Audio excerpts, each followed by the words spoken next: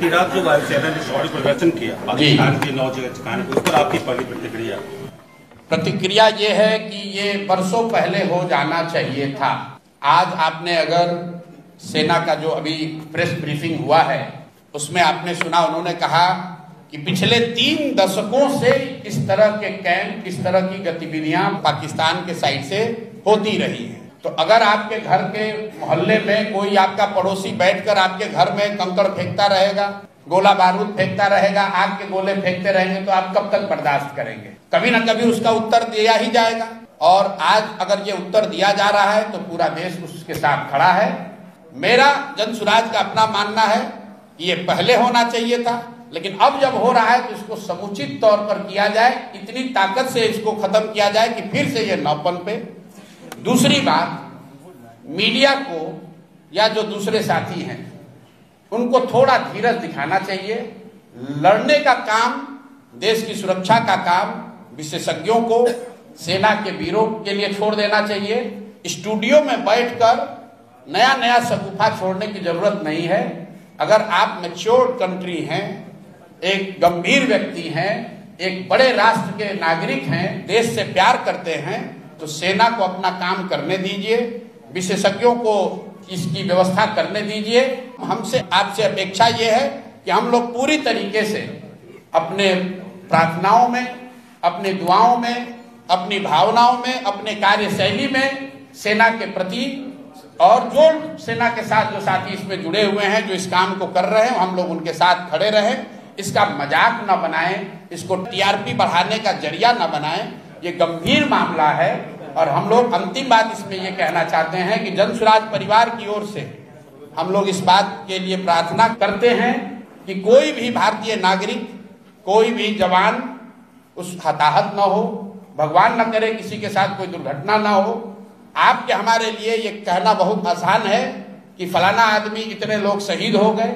आपके लिए वो कहानी हो सकती है, किसी के लिए वो परिवार है, किसी के लिए वो जिंदगी है। तो हम लोग ये प्रार्थना करते हैं कि ये जो भी कार्रवाई चल रही है, इसमें भारत के लोगों का, जो साथी, जो यहाँ के वीर पुत्र, जो लोग लड़ रहे हैं या जिनको जो जिम्मेवारी दी गई है, जो जिम्मेवारी निभा रहे हैं, उनमें से कोई हताहत न हो, उनके साथ दुर्घटना न हो।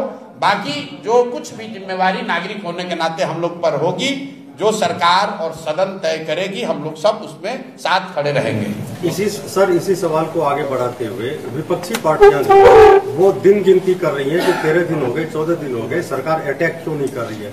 क्या किसी देश पर अटैक कर देना इतना आसान है? हम उदाहरण के तौर पर इजराइल और रसिया को देख रहे हैं। देखिए, मैं आपको मैंने पहले कहा कि ये समय नहीं है एक दूसरे पर छीटाकशी करने का। लड़ाई कोई पार्टी नहीं लड़ती है, न पक्ष वाली पार्टी लड़ रही है, न विपक्ष वाले लड़ रहे हैं। देश के बच्चे लड़ रहे हैं, इस देश के युवा लड़ रहे हैं। तो इस पर राजनीति नहीं कीजिए। देश के लोगों ने सदन में सरकार और विपक्ष दोनों को चुनकर भेजा है। दोनों को उनकी जिम्मेवारी दी गई है लोकतंत्र में, संविधान में। उनको साथ मिलकर जो देश की सेना कर रही है, जो विशेषज्ञ कर रहे हैं, उसके साथ हम लोग को खड़ा होना है। उनको ऑपरेशनल फ्रीडम है, जैसा कि हम लोग प्रेस से पढ़ रहे हैं, लेकिन जो राजनीतिक नेतृत्व है वो तो देश की सरकार को ही करना है। जब इंदिरा जी थी तब कांग्रेस की सरकार थी, तब भी सब लोग साथ खड़े थे। आज भाजपा की सरकार है, तब भी साथ खड़े सब होंगे।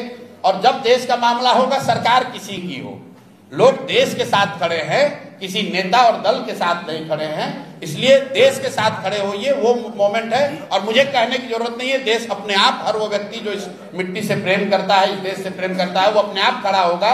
उसको किसी नेता के सलाह की जरूरत नहीं है। सर, आम जनता तो साथ में है, लेकिन जो राजनीतिक पार्टियां जिस हिसाब से स्टेटमेंट देती है, इसका भाई देखिए, लोकतंत्र है, हर व्यक्ति वक्तव्य देने के लिए स्वतंत्र है।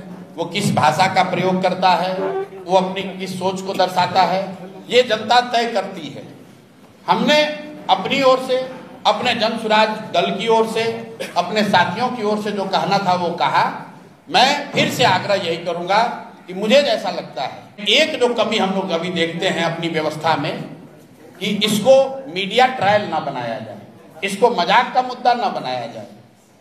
ये लोगों की जान का मामला है। देश की सुरक्षा का मामला है, कोई भी वक्तव्य देने से पहले, मुझे लोग सुबह से कह रहे हैं भैया तुरंत वक्तव्य दीजिए, मैंने सुबह से कोई वक्तव्य नहीं दिया है, क्योंकि सेना का जब वक्तव्य आ गया उसके बाद ही कुछ बोलना सही है।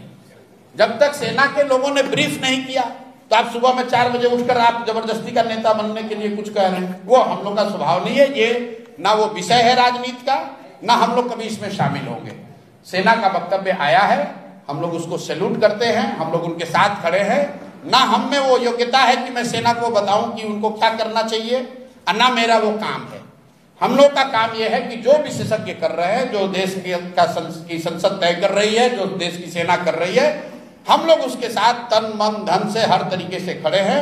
जो नागरिक होने के नाते हम लोग पर जिम्मेवारी आएगी, हम लोग उसको ईमानदारी से पूरा करने की कोशिश करेंगे।